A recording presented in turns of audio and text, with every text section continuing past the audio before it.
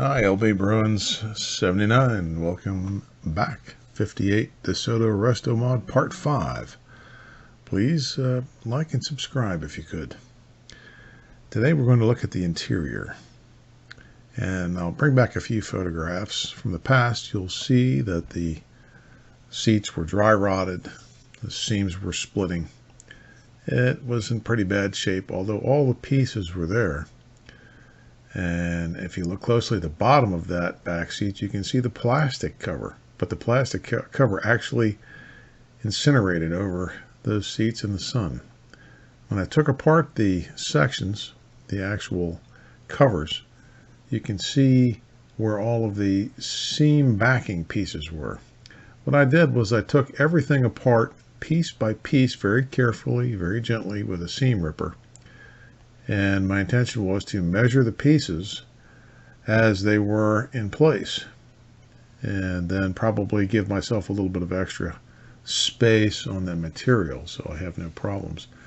That armrest on those cars is a very strange thing. It's like a rubberized armrest, and it was fairly cracked, but it was still together, and I just used rubber cement to repair that.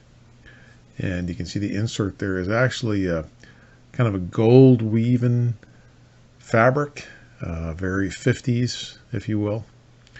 And at the time, I could not get my hands on any of it. There was none available. There you can see some of the staining. Then there's another section of the back of the driver's side. And they had part numbers on that stuff, but it doesn't mean really much of anything. You couldn't get those parts anymore.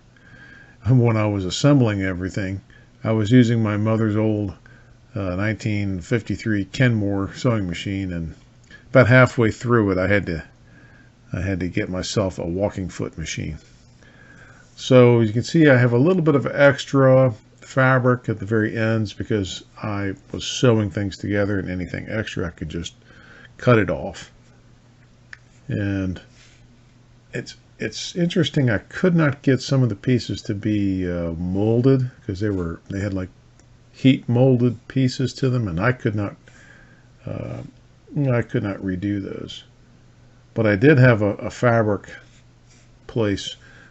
I used a heat gun on some of that stuff, and they were able to bring the impressions out. And that's before I actually stretched the whole fabric against the pieces themselves. There's the back seat.